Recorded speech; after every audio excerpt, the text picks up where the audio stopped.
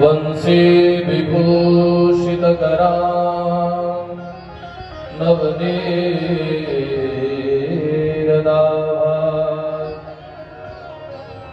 पीताम्बरा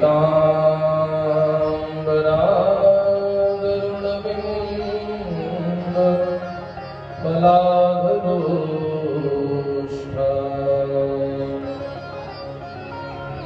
पूर्णेन्दु सुन्दरमुखा अरविन्दनेत्रा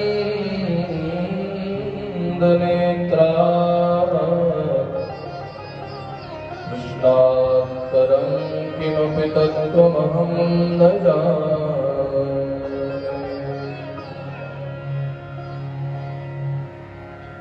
ध्यानमूलं गुरुर्मूर्तिः पूजामूलं गुरोर्पदम् मन्त्रमूलं गुरुर्वाक्यं मोक्षमूलं गुरुकृपा। थोड़ी देर भगवत नाम संकीर्तन करें। ठाकुर हमरे रमण बिहारी हम हैं रमण बिहारी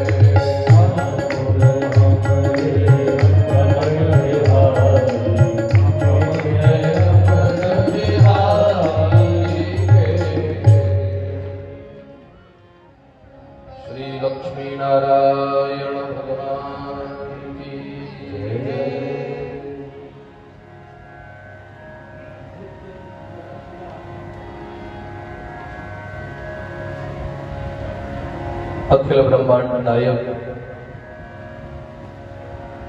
परात्पर अखिलेश्वर भक्तवांछा कल्पतरु अकारण करुणा वर्णालय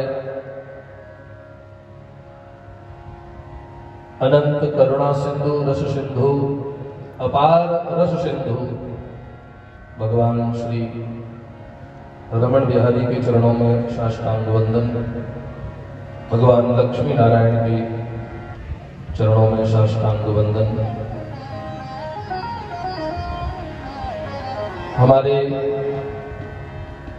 सम्मुख विराजमान साक्षात तेनेयम वांगमयी मूर्ति ही प्रत्यक्षा वर्तते हरे। श्रीमद् भागवत के महात्म्य में यह श्लोक आता है कि शायद और किसी विग्रह में तो प्राण प्रतिष्ठा की आवश्यकता भी होती है और हमारी मन की भावना की भी आवश्यकता होती है, लेकिन श्रीमद् भागवत तेनेयम वांगमयी मूर्ति ही प्रत्यक्षा वर्तते हरे। श्रीमद् भागवत स्वयं साक्षात श्री कृष्ण है। ऐसे श्रीमद् भागवत को साष्टांग वंदन। व्यासपीठ पर विराजमान मैं पूर्व परिचित तो नहीं हूं, लेकिन जब हम यहां इस प्रांगण में प्रवेश किए और श्री ठाकुर जी का नाम संकीर्तन कानों में पड़ा, बस उतने से ही समझ में आ गया कि अंदर क्या होगा। देखो, प्रेमियों की वाणी अलग होती है। प्रेमियों की हर वस्तु अलग होती है, उनकी प्रत्येक वस्तु, उनका चलना अलग, उनका देखना अलग। क्योंकि हम तो ब्रजवासी हैं, धीरे धीरे उसी पे आएंगे, ब्रजभाषा में ही आएंगे, क्योंकि हम ज्यादा अभी कभी बोले ही नहीं सकते हम लोग। सही बात यह है कि हमारे लाला की हर अदा अलग है, हमारे लाला की हर अदा निराली है। तो लाला के जो क्या बोलते हैं, फ्लावर बोलते हैं कि फॉलोअर बोलते हैं। वैसे मैंने बापू का चित्र देखा तो मुझे फ्लावर कहने में भी कोई दिक्कत नहीं है, मुझे बापू तो फ्लावर कहते हैं। तो ठाकुर जी के जो अपने जन हैं, उनकी भी भाषा, उनका बोलना, उनका देखना, उनका चलना सब अलग प्रकार का होता है और एक दूसरे की समझ में बहुत जल्दी आ जाता है। इसलिए ऐसे ऐसे व्यासपीठ पर विराजमान दीदी को नमन।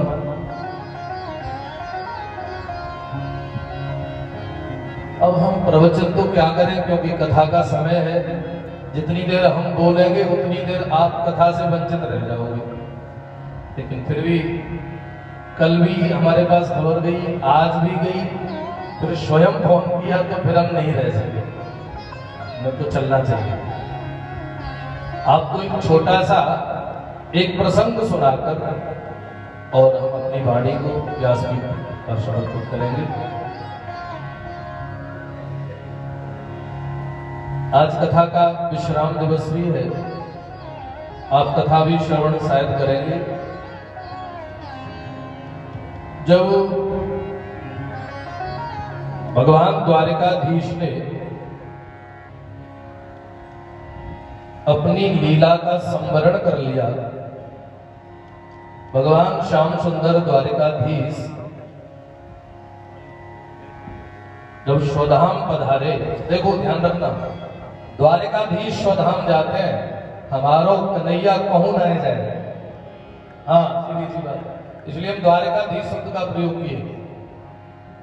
कन्हैया तो कहते हैं वृंदावनम परित्यज्य पादमेकम न गच्छति। जो भैया कीबोर्ड बजा रहे हैं, भैया लोग जो बजा रहे हैं, इनके गांव के पास में, दीदी इनके गांव के ठीक पास में ही वो शिला है पर्वत की, जिस शिला पर ऐसे हाथ धर के ठाकुर जी कह रहे हैं, मैं वृंदावनम परित्यज्य पाद में सौगंध खाता हूं, वृंदावन को छोड़कर एक पैर भी आगे नहीं जाऊंगा।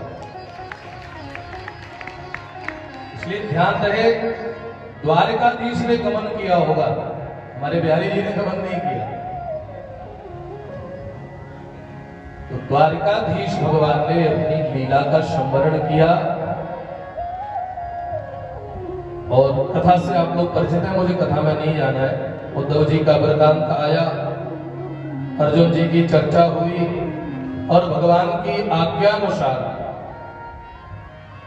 अर्जुन जी भगवान की जो शेष पटरानियां थी,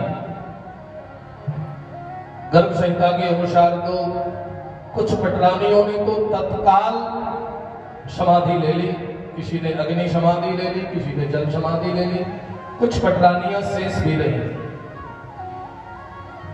उन पटरानियों को लेकर अर्जुन जी द्वारिका आए और द्वारिका भी चूंकि डूबने वाली थी 7 दिन के भीतर,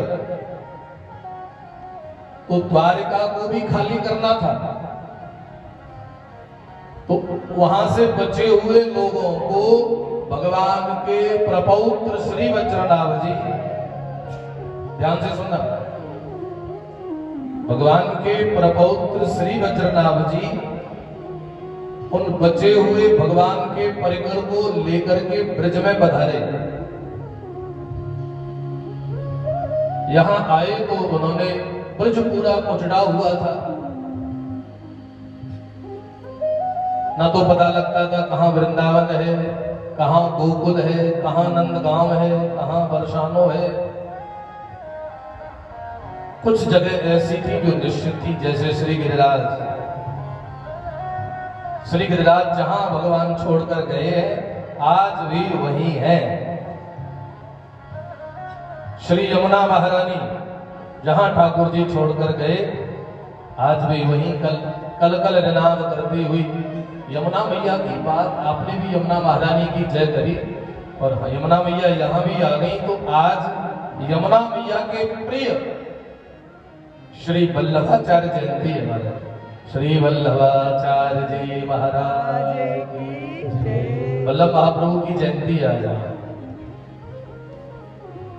1 मिनट के लिए, केवल आधी मिनट के लिए, श्री वल्लभ विठ्ठल गिरधारी यमुना जी की बलिहारी, वल्लभ विठ्ठल गिरधारी यमुना जी की बलिहारी, श्री वल्लभ विठ्ठल गिरधारी यमुना जी की बलिहारी, वल्लभ विठ्ठल गिरधारी यमुना जी की बलिहारी।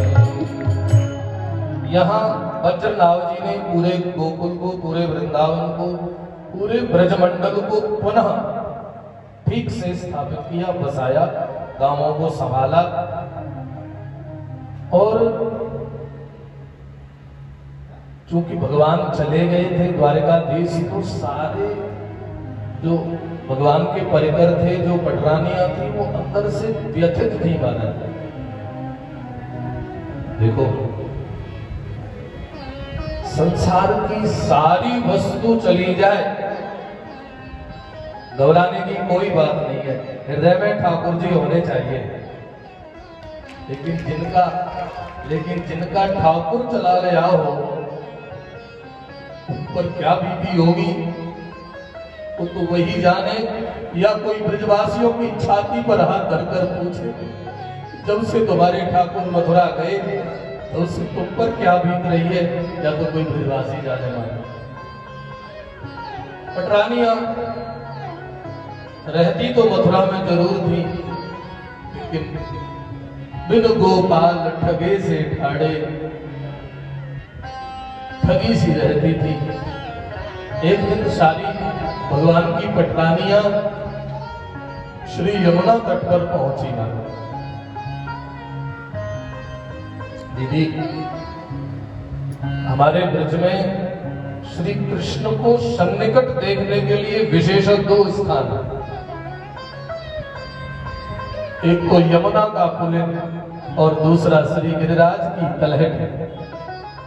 कभी ब्रज में जाओ, कभी यमुना की पुलिन पर अकेले बैठकर थोड़ा अनुभव करना, या तो श्री गिरिराज की तलहटी में जाकर बिल्कुल अकेले बैठकर अनुभव करना। हो सकता है कहीं से आपको बांसुरी की धुन सुनाई दे जाए, हो सकता है कहीं से लाला के नूपुर की आवाज सुनाई दे जाए। ये 2 स्थान बड़े दिव्य हैं। श्री ठाकुर जी की पटरानियां आज यमुना पुलिन पर पहुंची और यमुना जी को देखा, यमुना जी छलांग भर रही है, यमुना जी बहुत उत्साह में है, यमुना जी बहुत प्रसन्न है। तो भगवान की पटरानियों ने पूछा, बहन यमुना, आप इतनी प्रसन्न हैं, क्या आपको श्री कृष्ण वियोग नहीं है? क्या आपको भगवान की याद नहीं आती है? तो महाराज यमुना जी के वाक्य मैं आपको दोहरा रहा हूं। यमुना जी ने कहा, जब तक श्रीमद् भागवत विराजमान है तब तक दुनिया में किसी को कृष्ण वियोग नहीं होगा। जब तक भागवत जी विराजमान है, जब तक भागवत कथा विराजमान है, तब तक किसी को भी कृष्ण वियोग नहीं होगा। उन्हीं शब्दों के साथ व्यासपीठ को सादर नमन। मैंने समय थोड़ा सा ज्यादा ले लिया, लेकिन अब ब्रज से आए हैं तो कन्हैया की बात करने में मन लग जाए। हमारे में क्षमा प्रार्थी हूँ अगर समय ज्यादा हो गया हो। सबको सादर जय श्री कृष्ण, राधे। जय श्री कृष्ण।